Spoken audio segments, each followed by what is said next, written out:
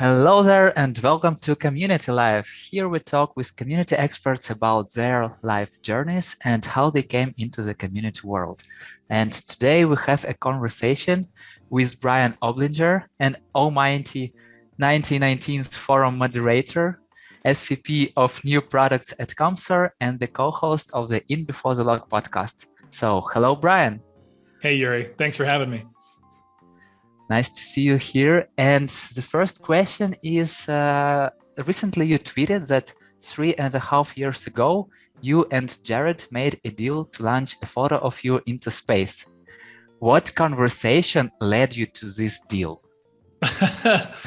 Yeah, so Jared was a customer of the company I was working for at the time there, and we were both fans of Tesla. We were starting to order, our cars, and at the time, Tesla had this crazy referral program where if you referred someone and they got a car, then you'd get these different prizes. So they sort of gamified the referral program. And one of the referral bonuses was that I think it was 2 people or 3 people, if you referred them and they bought cars, then you would get an opportunity to upload a picture, and they were going to put it on a rocket and launch it into space. And they didn't really say what that meant, it was kind of it was sort of okay, what does that mean? Is it a real photo? Is it digital? Didn't really know. But so we were just sort of joking around. We were at an event together, and we were just saying hey, we got to take a picture of us, a selfie, which is what I uploaded to Twitter. And hey, we'll do it. But then we didn't hear anything for 3 years. They just didn't really, deliver on the promise until literally a week or 2 ago. And so I wanted to let Jared know that I remembered our promise. I'm a man of my word. So I uploaded our photo, and I guess at some point it'll be launched into space, and Jared and I will be out in the cosmos together somewhere. So that'll be fun. So it will be more than just community space. It will be real space. That's right. Okay, so let's start from the beginning. Tell me a little about your parents. Who are they? Ooh, that's a good question. So I was born and raised in Fort Wayne, Indiana, to my 2 parents, and my dad was effectively a traveling salesman for 30, 35, 40 years. So very, very hard work, very honest work, right? And worked for the same company for 30 of those years, which is very rare now, I think. So that was kind of interesting. And then my mom was always in the legal field. She worked for as a paralegal, executive assistant, things like that. So I very much come from what we here in America, I guess, would call the Midwest work ethic, right? Very kind of hardworking, honest work, raised in the middle of the country with those kinds of values. Cool. And how did they met? Ooh, that's a good question. I think they met through a mutual friend, at a party or something. I don't have the full story. That's a good question. I should get a refresher on that. But I believe they just met through a mutual friend, and there it went.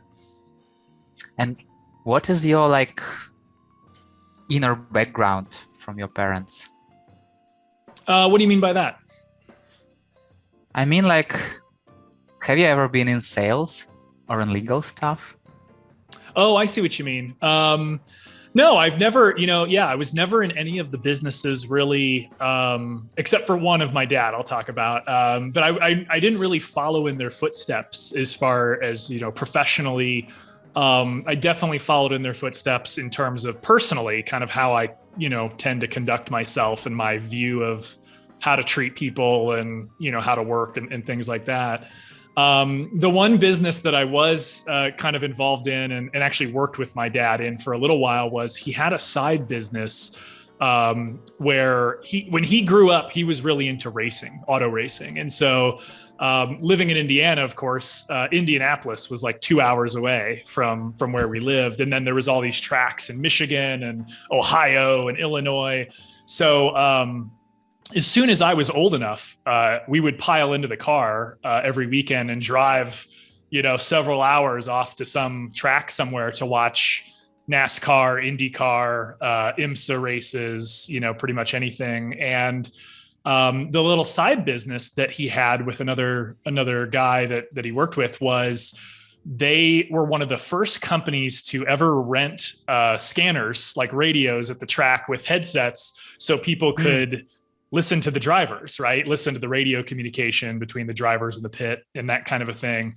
And so what I did, I was like 10 years old or 12 years old, and I would go to these, NASCAR races and stuff, and I would be programming these scanners all weekend long so that the people renting them would already have the frequencies of every driver. So we'd have to figure out what frequency is every driver on and program those into all the scanners so that people could just rent them and, basically click next, listen to their favorite driver or whatever the case was. So I would say that that's where I got my sort of technical background. My dad was always buying the latest tech. We had computers that fill the whole room, kind of a thing back in the day. Nice. It's a little different now with laptops, but so I would say that's where sort of my love of racing and a lot of the technical, background came from. And I also just learned about, how to be kind of in a business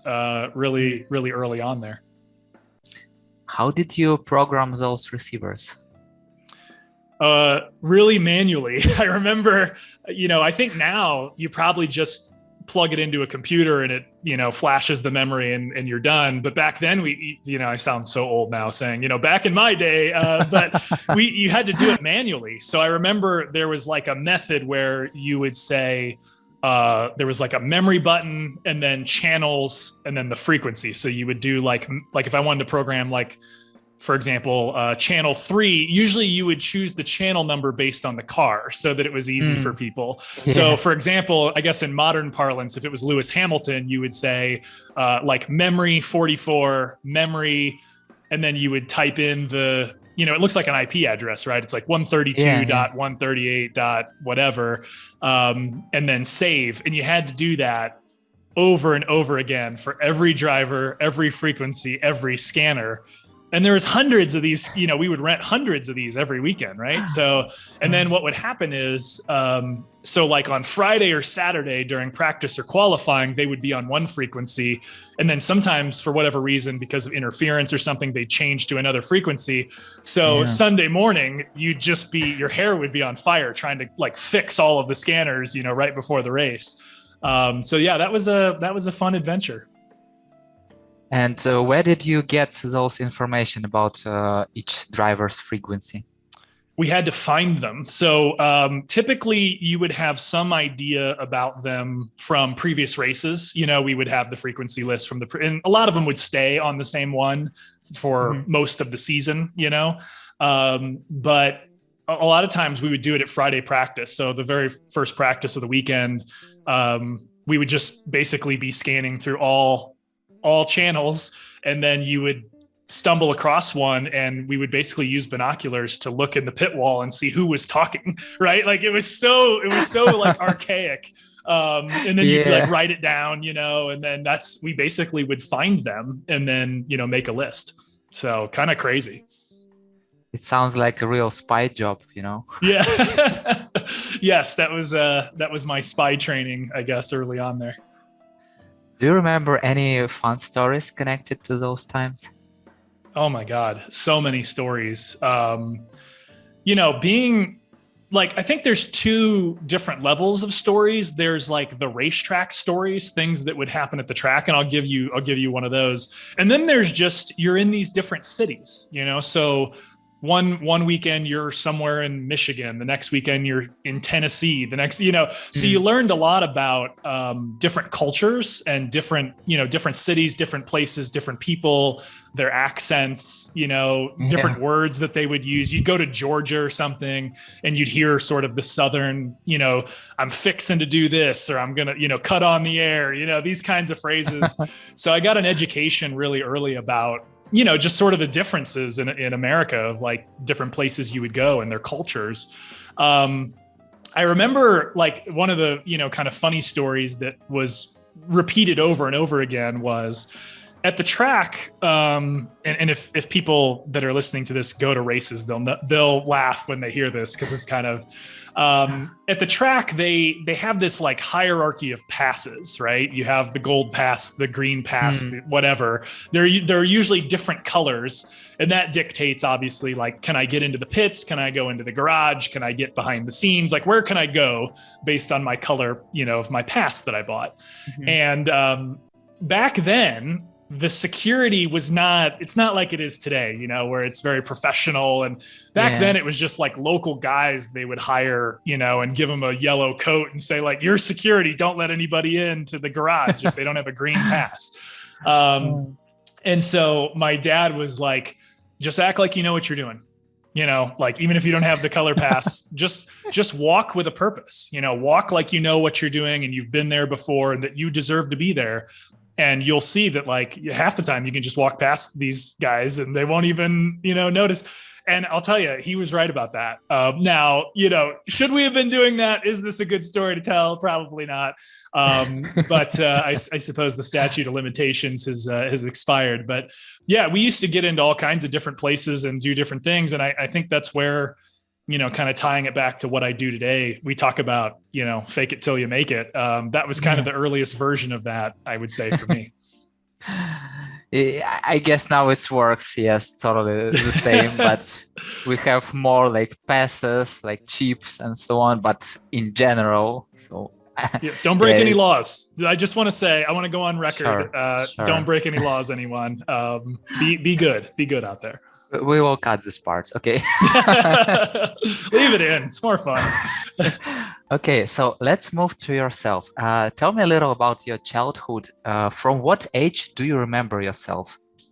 Ooh, somewhat early on. I think a lot of my, I guess, early memories are, I have a brother. And so a lot of my early memories, even when I was pretty young, were me and my brother getting in trouble or fighting or playing sports or whatever, So I actually remember back pretty far, I think. So maybe 5 or 6 years old, I would say, something like that. I grew up, like I said, I grew up in a very, kind of middle class, middle America kind of town. So pretty, I would say, normal lifestyle, like nothing out of the ordinary, I think, played a lot of sports. We did a lot of sledding and snowball fights, in the winter. And, just kind of, I think I suppose that everybody thinks that maybe they're normal, maybe, but I do feel like I feel like I was like pretty vanilla, pretty normal lifestyle in a good way, right? I'm not saying that negatively. I just think I had plenty of opportunities. My parents were always trying to find stuff for me and my brother to do and for us to experience things, which I think molded me now to this day I'm very much about experiences and traveling and experiencing things. And I think that comes from kind of that upbringing of my parents saying, you need to try things, we need to do things. We need to go places. You need to see different stuff. You need to get out of your comfort zone sometimes. So, played a lot of sports. I was really into hockey at the time because it's Indiana and it's cold and the ponds are frozen for 7 months of the year. So that's what you're going to do with all your free time. So a lot of sports, like I said, racing, was really into video games. And again, that comes probably from my dad. He had like the original Atari, and so I sort of progressed from that into Nintendo and then PlayStation and whatever. So there's a lot of gaming background that, what do you do when it's minus 5 degrees outside? You stay inside and you play games, right? That's, I guess, the basics. But pretty normal stuff. I wasn't a great student.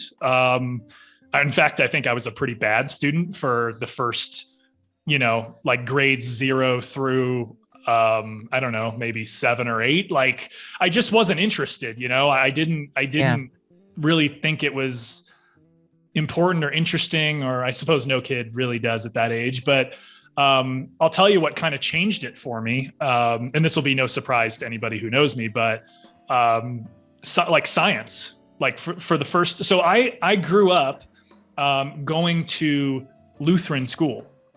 And so much of the schooling was about, religion, or they would infuse religion into things. And so, for example, it would be like, how do you get more fish? Right. And it's like, well, God creates more fish, right? That's how there's more fish. And then at some point we moved in the same town, but we moved to a different house, and we were like in a different school district. And I went to a non-Lutheran school for the first time. And when those kinds of lessons would come up of like, well, how do you get more fish? Well, they reproduce, right? This sort of the scientific aspect came in, and I got really, really interested. This is like 4th grade. So I was probably like maybe 10, 11 years old, something like that. And I just got really interested in science and technology and space. And those things really kind of, for whatever reason, I guess, turned my brain on or turned it in a different direction. And then all of a sudden I was like a better student, and I wasn't the greatest student, but I got better grades. I applied myself more. I, liked going to school. So I owe a lot to, to science and technology for kind of helping me find what I loved, but also be more interested in learning. And I will say that continues to this day. People talk about being a lifelong learner. I'm definitely a lifelong learner, but not in the way that I want to go to class all the time, or that I want to, sign up for university courses again. It's just that all day, every day, I want to learn new stuff. And so I watch YouTube videos, I listen to I cannot get enough information. Like I just want more all the time. And I have some ability, I guess, to retain this stuff. And so what ends up happening is I am just the guy with all the useless facts. Like in any situation, I'll be like, hey, did you know that XYZ, ABC, whatever? And people are like, what the hell are you talking about? And I'm just like, oh, I just thought that was it. I thought I knew about this because I read about it years ago and I thought it was interesting. So anyway, that's sort of, I think, my upbringing and, kind of where I came from. What is the last thing you've learned not about the community?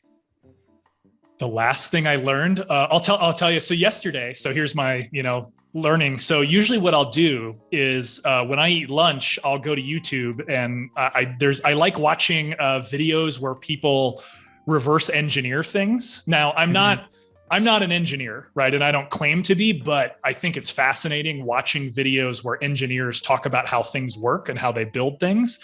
And lately there's been a really cool series. There's a company called Monroe, and what they do is they break down cars. They take apart cars and they do YouTube videos where they talk about, the choices that the designers made and why these materials and how they fit together and what the drawbacks are of certain things.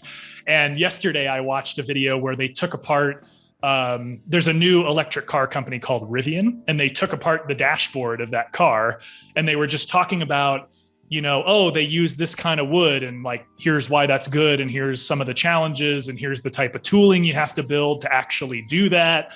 And I just find that kind of stuff really like interesting and fascinating. So, get a little material sciences with your lunch, I guess is my advice. Do you know everything about your car's materials?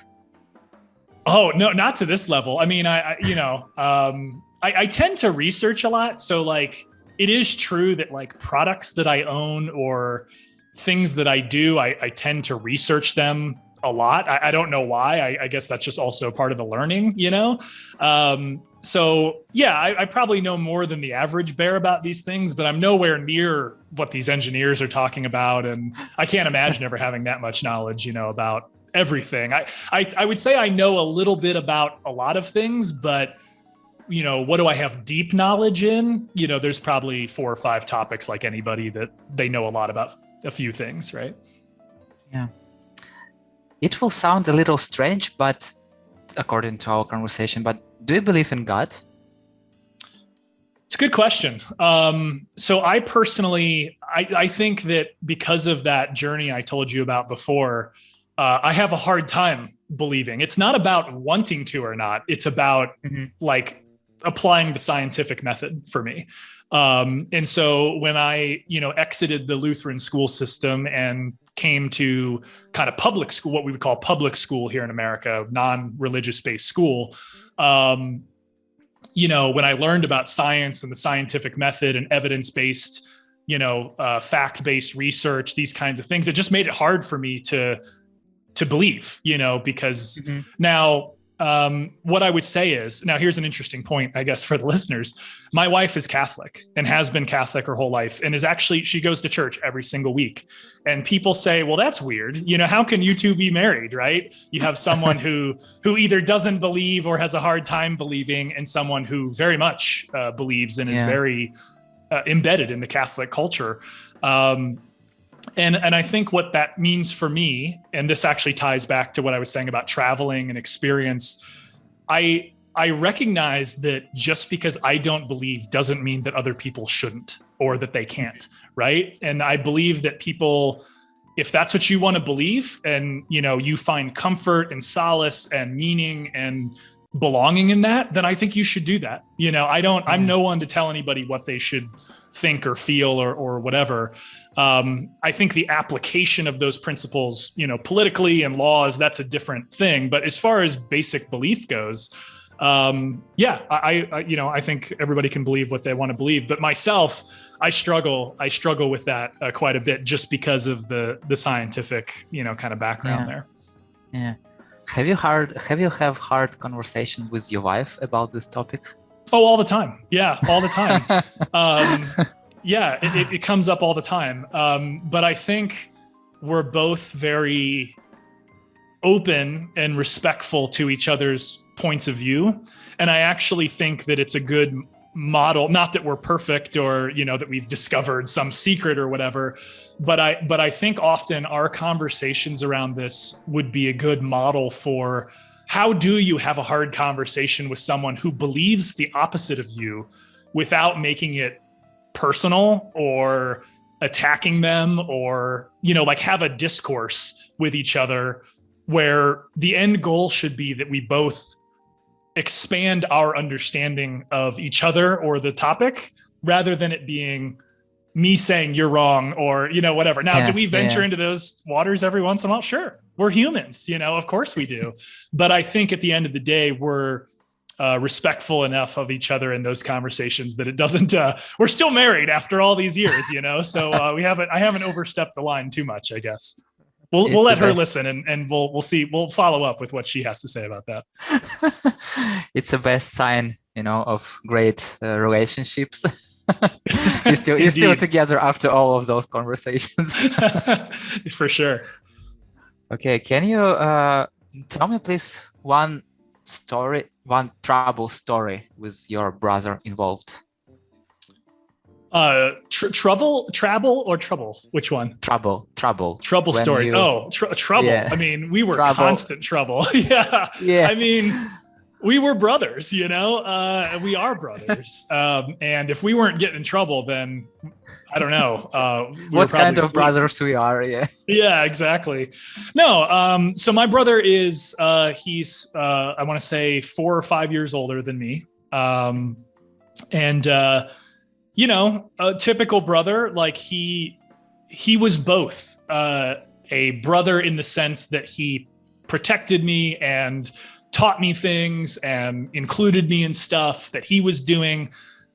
He's more mechanical than I am. So, for example, he could take things apart and put them back together. So he was always in the garage, taking apart, I don't know, a drill or a bike or whatever, and putting it back together. And I could just never do that. But he would always, hey, come over here, watch this, see how this works. And so some of the things that I know mechanically are definitely from him, how to change a bike tire, how to put the chain back on a bike that's come off, those kinds of things. So I would say, there was that aspect of it, very brotherly, very, teaching me things and protecting me and bringing me along. But also the other brotherly things, giving me a hard time. We would wrestle a lot, sometimes he would have a cutting remark or two, which maybe were partly true and also taught me something, but made me feel bad, So I don't think we were any different, than other brothers in that regard. I think we had our struggles and our triumphs and, but we're still good friends, to this day. And he lives another state away from me, so we don't get to see each other all that often, but we tend to text pretty frequently and, hey, what are you up to? What are you doing? Oh, that's great. I'm proud of you kind of stuff. So, that's, his name's Scott. So that's Scott for you. So tell me one trouble story. Oh, the trouble story. Yeah. I think my favorite one that I always tell is, back to the church situation. So of course we would go to church every weekend on Sundays.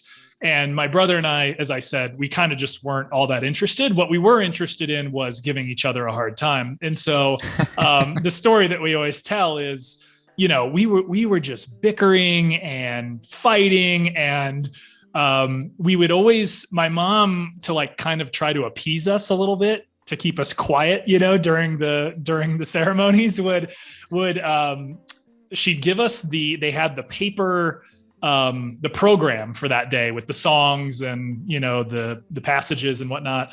And she would just give us those and a pencil, and it would just be like, just draw on this thing and be quiet and leave each other alone. Sometimes she would sit in between us, to keep us separated.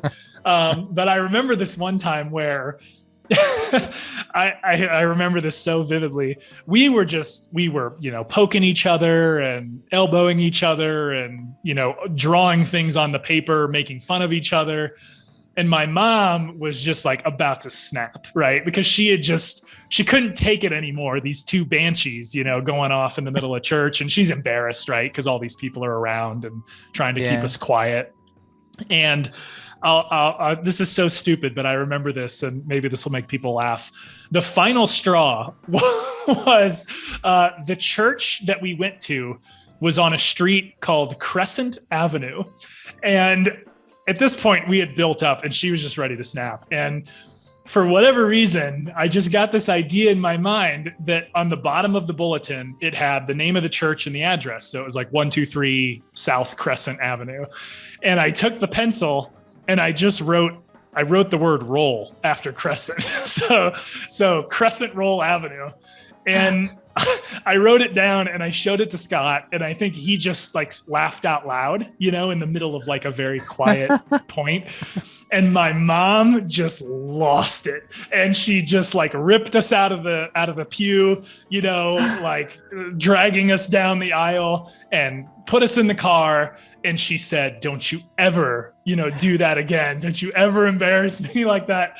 And of course, Scott and I, we're just laughing, like we couldn't contain it. We laugh about it now. She was in every right to be mad at us, but there it is. There's the Crescent Roll Avenue story, as I call it. Have you returned to the church the next week? That's a good question. We definitely went back. I don't know if it was the next week. She might have taken a week off to gather us, but yeah, we definitely went back, and I think we were a little better behaved. After that, we learned our lesson. Yeah, cool. What was your favorite video game on PC? Ooh, let's see here. So when we had the original Atari, I remember Space Invaders and Riverboat Run. I think Riverboat Run was actually kind of you had to like navigate a 2D river, right? And then we got a Nintendo, and I think, of course, you got to play Super Mario, right? Yeah. And then when we got PlayStation, a lot of racing games. So Gran Turismo, Need for Speed, a lot of sports games. Twisted Metal, if people know that game, was like the original. Yeah. That was like the original launch game, I think, for PlayStation in 1995 or 96. Yeah, so lots of great, more more like arcade style games, right? Like I like today, it's very like realism and realistic. But when I was a kid, we played a lot of arcade style joystick, kind of games. And Yeah. I always really enjoyed those. Even 5 or 10 years ago, I Googled for Twisted Metal and downloaded it to my PC and had a good play. Yeah, so that's great. I think they're making a movie now, or they're going to make a TV show, or I saw something like that, which sounds crazy. I don't know how they're going to do that, but we'll see what happens. Yeah, it's really crazy. Have you played Tekken? Oh, sure. Yeah. I think my friend had, because what console was that on? I can't remember. Was that Nintendo? All the gamers are mad at me now for not knowing what platform Tekken was on. But yes, we definitely played a lot of Tekken, a lot of those like 2D, 1v1 fighting games. There was a lot of that. Like as soon as I had friends, that also had gaming systems, like in the summer, we would just go to each other's houses and basically play those for 12 hours a day, so. You told as soon as I got friends. When you start having friends? That's a good question. I was never a popular kid. In fact, I think I wasn't, I don't want to misrepresent my childhood here. I wasn't bullied. I wasn't the outcast, that sort of thing. But I also wasn't really popular. I just kind of did my own thing and kind of found friends that I think were similar to me in that we were just sort of in the middle, I guess. So yeah, I didn't have a lot of friends growing up, maybe just a core group of 1 or 2, at any given time. Which I guess maybe thinking about it now is where some of my fierce loyalty maybe comes from, is that I learned you only have 1 or 2 of these people. So, take care of those relationships maybe is where that came from. But usually 1 or 2 friends growing up in, major friend, and then of course their friends of friends or whatever. But I think that's kind of, just a couple of friends, and we all like the same things. We like gaming. We would, play baseball in the summer together. We would ride bikes. It was very much that my wife and I are watching Stranger Things now. And it's very much that, it wasn't quite the 60s or the 70s, but the idea that like the bike was your world as a kid that age was very true of my upbringing. We the bicycle was everything. Yeah. Was those friends mutual with your brother, or you have different friends? Usually different, just because I think the age gap, like I said, 4 or 5 years difference was enough that, they were in high school while we were in middle school, or they were in middle school while we were in elementary, or, so on and so forth. So I think it was kind of hard for me to connect with my brother's friends just because of the age difference. They probably didn't want to hang out with us, with the young kids, right? So usually it was my own friends that were kind of my own age for the most part. Mm-hmm. Okay. Every time I see a video with you, I'm wondering what mountains are pictured behind you. So what inspired you to make such an installation? Yeah. So, I bought these. So when the pandemic happened, I've always worked from home. I guess we can talk about that, but working from home, and the pandemic happened and we moved to this house, I thought, my video is boring. Everybody else had all these amazing backgrounds. Like you have these like beautiful flowers behind you here. Everybody has like an interesting, and people were doing it on purpose, right? Like really trying to build almost like a movie set, behind with a bookshelf and whatever. And I was like, okay, well, mine is just this gray wall. It looks like I'm in this void, it's like really weird. So I was like, okay, I need to go do something to spice this up. And I bought these LED panels, and my wife and I were trying to figure out, do we like do a pattern? Do we do a shape? Do we buy a bunch and do the whole wall? And I just thought, we live in Denver and it's kind of cool. So let's make some sort of mountain shaped thing. So I don't know that they, it's any mountain in particular. We just thought, well, it'd be kind of interesting to make them sort of look like the Rockies, kind of a thing. And so that's sort of how it became. But it's interesting because most people don't pick up on that it's mountain shaped, because I think you can only see like 2/3 of it in the video as part of the problem. But it's the Rockies, I guess. Cool. And tell me a little about working from home. Yeah. So, I think I've told the beginning part of this story a bunch, so I'll keep it short. But basically, I grew up in community on the internet. Like I Yeah. just got into it very early, and as a result of that, just always worked from home. There was never really a need to go to an office that often or be in an office. And I think Lithium, who I worked for 10 years, they were more than happy to let me work from home. It never really seemed to bother them. Every once in a while they'd ask, do you want to move to San Francisco or something? But for the most part, they were like, no, that's great. Yeah, work from home. So my entire career, which is now, I think 20 plus years, 22 years, 23 years, something like that. I've only worked in an office for like 4 of those 20 some years. And that was my time at Alteryx. And I moved, to California and worked out of their office there. So I've always just been very comfortable working from home. I think I have the right personality for it in terms of both not freaking out about being alone all the time, but also that I can self-motivate, that I don't actually need like a boss over my shoulder saying, where's that thing? Is it done? I'm very motivated in general to do things and do them quickly and get them out of my queue as quickly as possible. Again, back to sort of my probably Midwestern upbringing of, there's an old quote. I don't want to like misattribute it. I think it was, I want to say it was like FDR or, something like that. But the quote is basically, don't put off until tomorrow what you can accomplish today. And so that's my mentality, which I think helps me when I work at home to just, clear the queue, inbox zero, handle things as they come in. And at the end of the day, hopefully not have a bunch of stuff waiting on you for tomorrow, if at all possible. So yeah, that's kind of me working from home. I still like meeting people. I still like seeing people. We travel a lot, which I think is the counterbalance to me being at home so much, is to get out into the world and, go see stuff. Do you work till the end, until you're all work done? Or if you feel that you cannot do it today, you just pass it to tomorrow?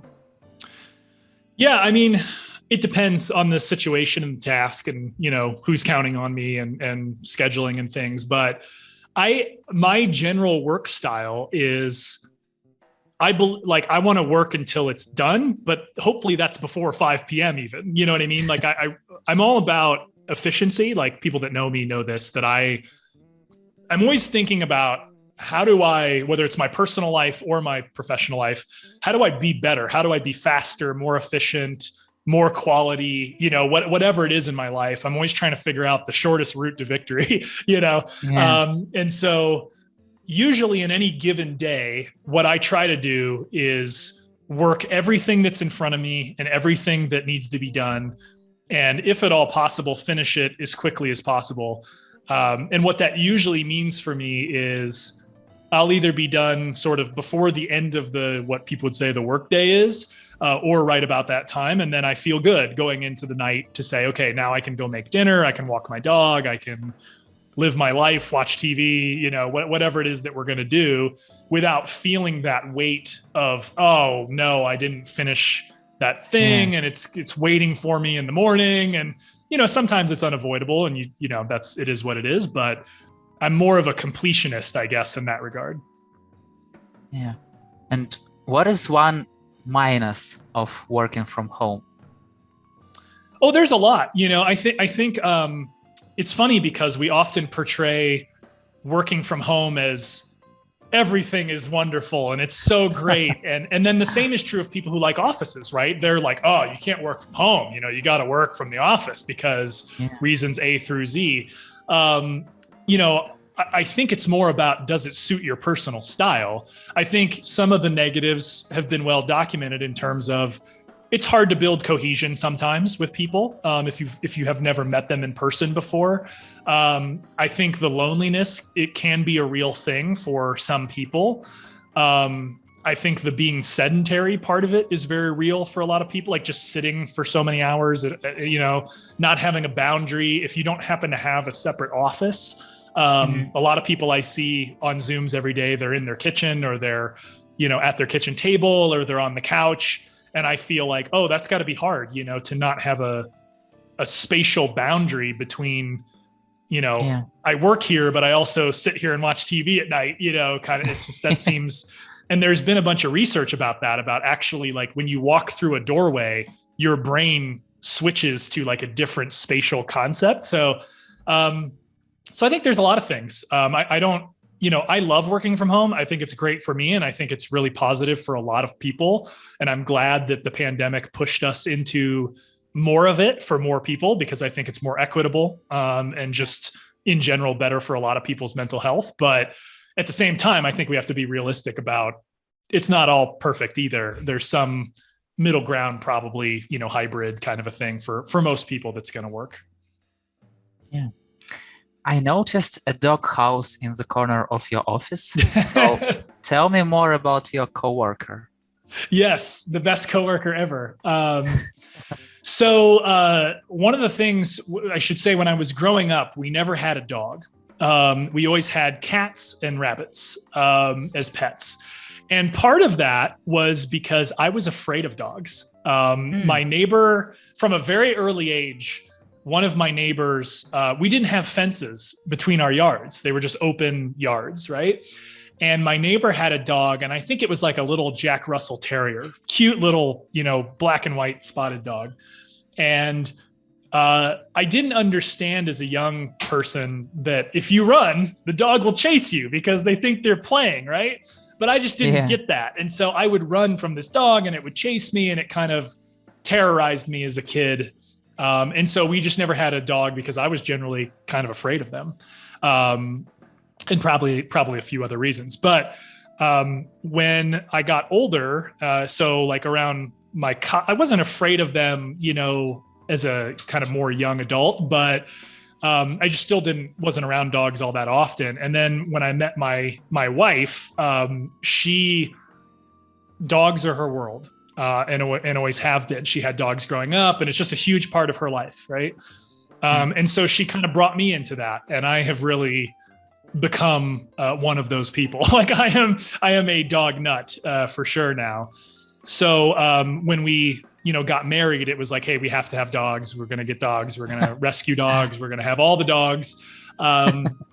So we volunteer almost every week. I don't know if a lot of people know that or not, that every single week, if possible, we go to the local shelter and we volunteer for 2 hours, walking dogs, cleaning kennels, whatever they want us to do, really. And that's part of our sort of giving back to our community thing. But anyway, so the little bed that you saw over there is for we currently have one dog.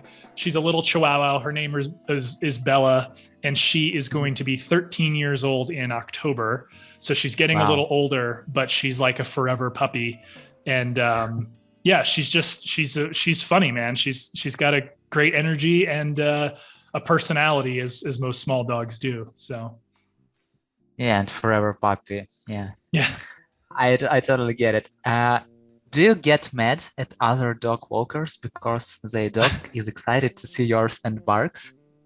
So you phrased that correctly, which is I'm never mad at dogs. I'm often mad at humans because dogs are just like, they're just living their life, man. They're just out there trying to be happy, trying to smell stuff. I think as humans, we're very like bad owners, like we don't actually understand these animals and know how to control them and train them and stuff like that. Yeah. And so, I'm constantly annoyed with people, but dogs, I can't be mad at a dog. Do you like capybaras? Oh my goodness. Are you kidding me? Of course. Aren't they just delightful? I like that little face. I mean, come on. Okay. Do you make fun of yourself? Oh, constantly. Yeah. I make fun of myself. I make fun of other people in a not, malicious way. Right. I think for me, it's important to not take myself too seriously. I think, a lot of people take themselves very seriously, and I think it kind of makes their life maybe a little more difficult than it should be. So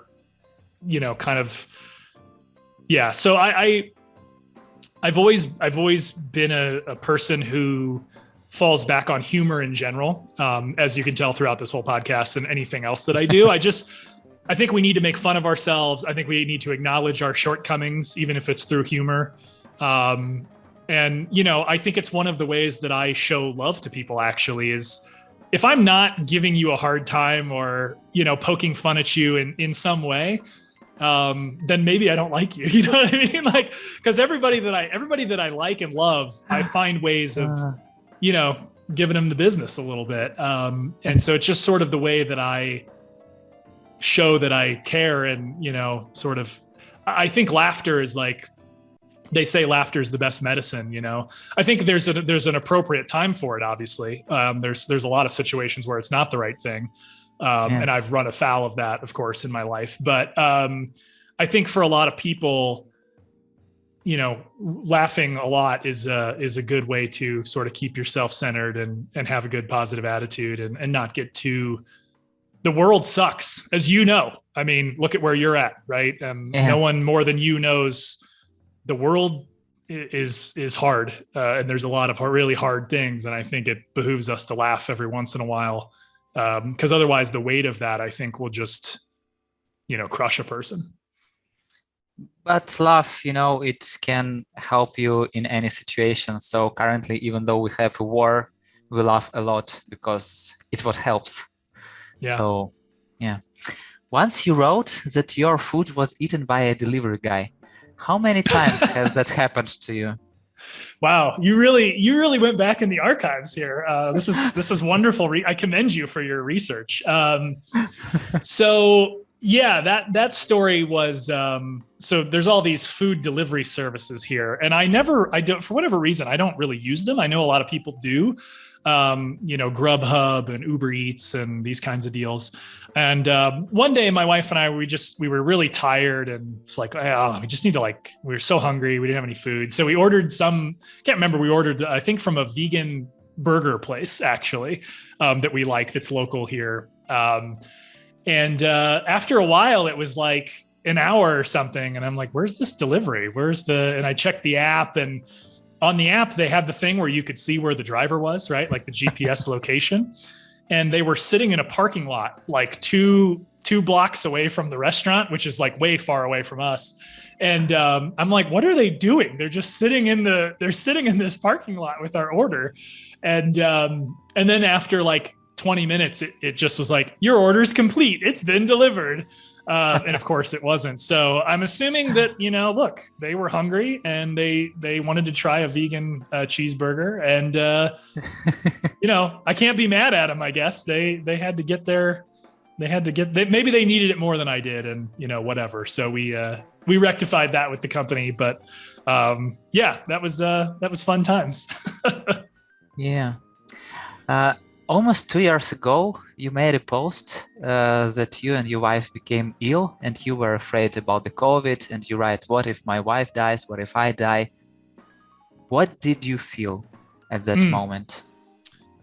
Well, I remember that. And I remember that being like right in the middle of when the worst part, I think, or really what was the worst part for me, which was those first, let's say, like 2 to 4 weeks, where I often think back on this, and I think a lot of people maybe have blocked this out, or I tend to think deeply about things sometimes. And, it occurred to me at that time, there was so much unknown, and it was spreading so rapidly, and obviously so many people were dying so quickly. It occurred to me of like, what if this is it? What if this is like all the movies where this is like the literal end of the world, or at least, what if like half the planet dies off because of this thing? What does that mean for us going forward? And so I think that tweet you're referencing, I try to not be, I'm an emotional person for sure. Like there's no doubt that I'm a very emotional person. I try to not be emotional on social media because I feel like there's enough of that from everybody else that we don't need my emotions, in there. But in that moment, I think I was just expressing what I was feeling about, what if this is it? What if this is the real thing? And the people that weren't taking it seriously, I think, was sort of the catalyst for that tweet of like, for the people that weren't taking it seriously, it was like, this is real, and people are dying every day in large quantities. And the weight of that was just kind of hitting me. And so I don't remember exactly what I tweeted, but you read some of it there. It's just me saying, how fearful I was. And I think it's healthy, to express your fears sometimes too. In the same way I say, be honest about your shortfalls. I think people should be honest about their fears and express them, because if we bottle those up, then bad things also can happen. So, yeah. I wish to have the sky as the limit to our conversation, but time is the limit. So let's jump to the rapid fire questions. Sure. So, camera on or camera off at Zoom meeting? For me personally, I like camera on, just so people can see. I think my expressions, hopefully add a lot to the things I say, and I'm sarcastic a lot. And so I think it's useful for people to see my facial expression when I'm being sarcastic, and instead of maybe taking it the wrong way. But I also think that, for other people, I totally get, there's a lot of reasons why camera off might be a good idea for a lot of things. So for me on, but for other people, do whatever is going to make you happy. Xbox or PlayStation? Oh, I got to say PlayStation. I just grew up with PlayStation. I don't really care, but I'm team PlayStation. Yeah. What are your favorite color and song? So, color's probably blue. I like a deep navy. I'll say that a good dark deep navy is a good color for me. Favorite song? That's really hard. I'm a big fan of music. Let me just pick one, I guess. I'll tell you what. So growing up, I was a huge Goo Goo Doll fan, and I think Iris is one of the best songs that was ever written, and it still holds up to this day. So there's a lot. I could give you a list of 100 probably, but I'll just give you, since you asked for one, I'll go with Iris. Yeah. Cool. If you were passing by the tree of wishes, what wish would you add there? Oh, world peace. Kind of, yeah, that seemed like a token answer, and like kind of always like joked about, because of like beauty pageants and stuff, like world peace. But yeah. Boy, I'll tell you what, in our current predicament, that seems like actually a good one. So yeah, that's probably what I would go with. Yeah. Name two people whose community life journey you are happy to hear about. Ooh, this is like songs. There's so many, hundreds, literally hundreds. I'll go with, I like hearing about new people, I like people whose stories I haven't heard and that are, so I'm going to go with, Jocelyn Sue, is amazing. And I love hearing about her journey through community. And then who else? Let me do one other one. Jocelyn, and there's so many. This is really hard. Let's see here. Let's do Beth Vanderkolk. She's over at Mural, running the Mural community, which I really admire. So I like hearing and seeing Beth's tweets and stuff. She's kind of funny on Twitter too. So yeah, Jocelyn and Beth for today, but there's many people. Sure. Is there one question that I definitely should have asked, but didn't? I think the one thing is, if you really want to dive deep into the psyche of Brian, you have to talk about space. And so I think I'll tell you the question I ask people. And so I'll ask you this, and then the listeners can ponder this for themselves. I like to ask people, if we had the technology today for you to go on a one-way trip to Mars, one way, so you could never come back, would you do it? And the reason I asked the question, I'm not going to give you the answer because there is no right answer.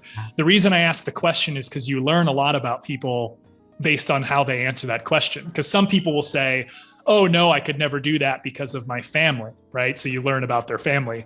Or they'll say, yes, I would love to do it because I think that it's a great exploration and the scientific adventure. You learn about their sort of desire for exploration, so depending on like the answer to that question, I think you learn a lot about people. So that's always a good one to ask people. And still, what is your answer? My answer is I would go because I don't know what else I would do in my life that would be more epic and I think maybe more inspirational or valuable for the human race. You know, like we have a lot of problems here on Earth that we need to solve for sure. But I think that one of the great things about exploration is that we learn, right? And I think if you look back to like the 60s when we were going to the moon, the whole world was captivated by that and I think inspired us and helped us solve a bunch of problems here. So I would probably go. Cool. Okay, Brian, thank you very much for our conversation. You know, it's not the end. You know, we will have a lot of conversations about space. Yeah. So get ready. It will be volume 2, 3, 4, up to 10, I guess. And thank you very much for being so open and honest. And I really liked to get to know you better and to hear all of your stories. And I know you have a lot of them to tell more. So just be prepared. Be prepared. Yeah. Well, thanks for having me. I really appreciate it. This was great. I hope people learned something about me. And I just want to say from the bottom of my heart, and I think a lot of people's hearts here in the US and around the world, I hope you're doing okay, over there, and your friends and family are doing okay. And hopefully we do as much as we can to help you all out. So thanks again for having me. This has been great. Thank you very much for your support, and see you somewhere in the community world. Okay, take care. See ya. Bye-bye.